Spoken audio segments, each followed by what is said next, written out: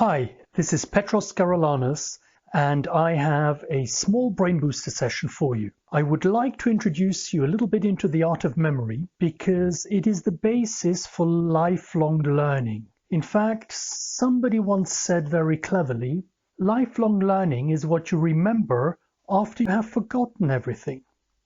So what is memory? Automatic memory, meaning what you actually remember. And it's made up of two steps. It's not something natural. It's not something that you have there on its own. It's something that you develop. It's like a muscle. And it consists of two steps. The first step is to create vivid images or associations. You need to see and feel the information that you want to memorize. We call that association. And then some people call it repetition, but for me it is to apply the information. Memorize, you then must apply it 7 times after you have associated it. Then it goes over to the automatic memory. So therefore you just know what it is that you wanted to remember. So it's 2 steps. It's to associate, then to apply the information 7 plus minus 2 times. Let's go to a warm-up. The Brain Booster warm-up is about just creating a vivid image. And the first one is, I want you to imagine that you are selling a mat. So imagine that you're selling, for example, a foot mat in front of your door. That's right. Go with whatever pops into your mind first and then build on it. You may want to touch the mat, you want to throw it around a little bit, you want to see what color it is. You can include all your senses really. That means not just seeing it, but also maybe it's making a particular noise when you swipe your feet on it. Maybe you're saying something when you're selling it. It can involve the feeling of what it feels like to touch the mat, or what it feels like if you completed the sale of a mat, or also smell if somebody left something really dirty on it, or even taste if it's appropriate. Then the next thing I want you to imagine is a buggy, right? So you have a little buggy. Just imagine that you're pushing out this little buggy. The next thing I would like you to imagine is a Japanese person who can't really say the T properly.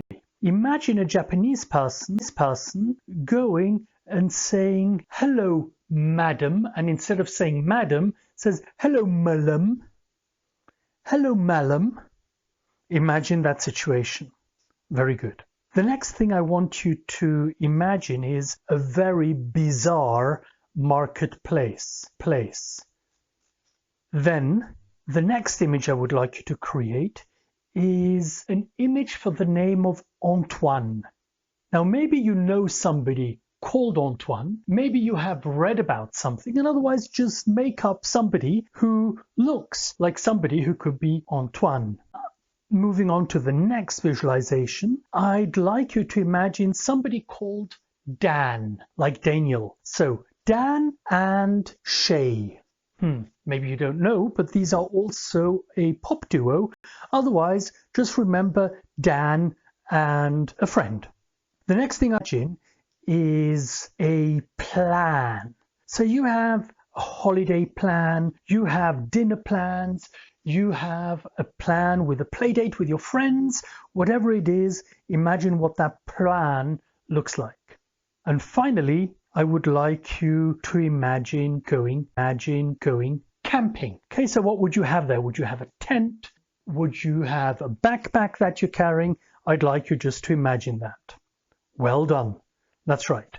Now I told you this was just a warm-up, but what we're going to do now is we're going to link these images with some meaning. What I want you to think next is I would like you to go back to selling a mat. I would like you to sell a good and safe mat. So I'd like you to improve on this image. Yes, you're selling a good mat.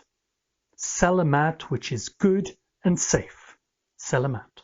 That's right. Sell a mat. That's right. The next thing is, remember we have the buggy. I would like you to take out the buggy in the morning. So in the morning, the buggy is going outside. That's right. Buggy. We didn't do that in the warm-up, so here it comes. I would like you to imagine an angry pet. And the pet is angry become back in the afternoon, you came back in the evening.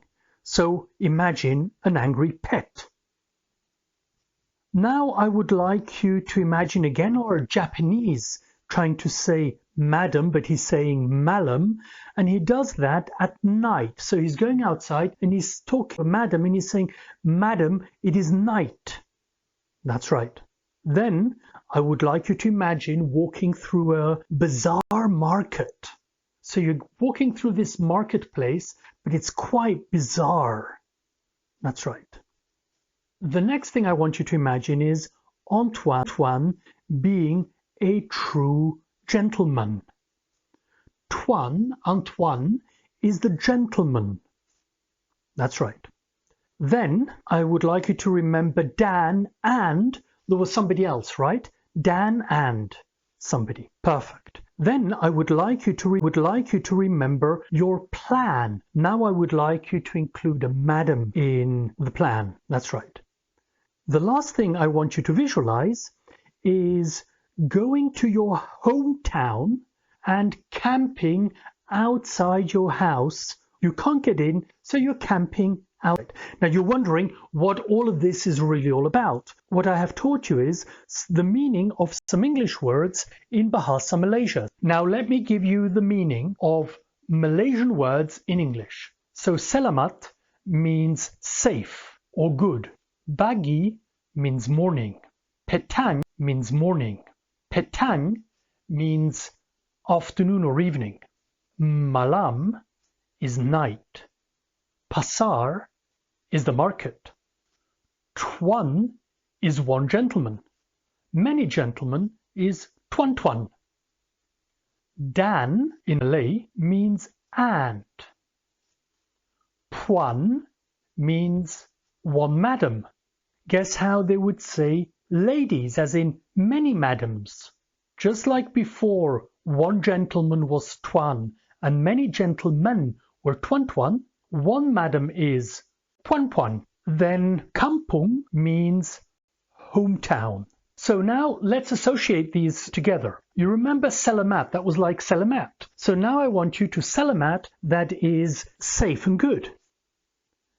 Bagi, remember the buggy? Take it out in the morning, right? You're taking out a morning, right? You're taking out a buggy in the morning because buggy means morning. That's right. Petang was your angry pet because you came home in the evening instead of the afternoon. Now petang means both afternoon and evening.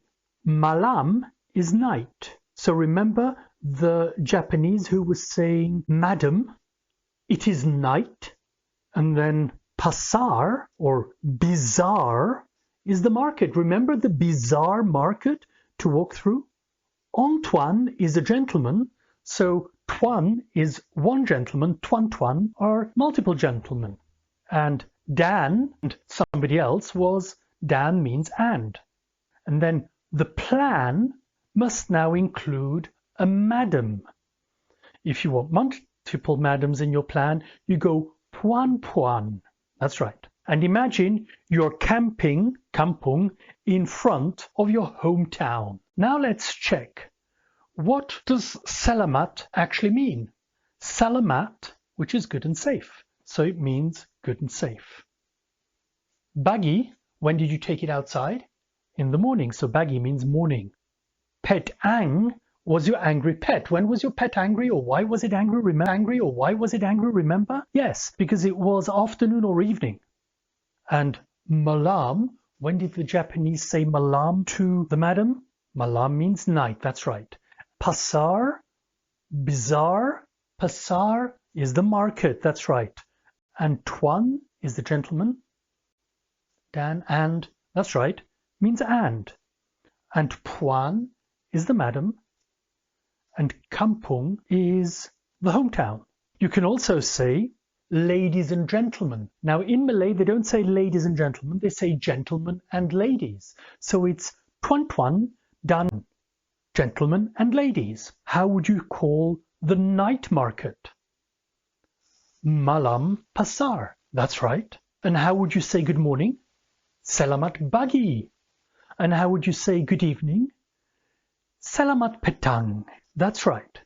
So this is a warm-up exercise to start visualizing words in a foreign language, and that allows you to learn vocabulary in a playful way. Now what you must do is utilize this or repeat it 7 times. So you've just learned 10 words in Malay and you can start making some first sentences. Coaching, contact me, Petros Geroulanos. Thank you for listening.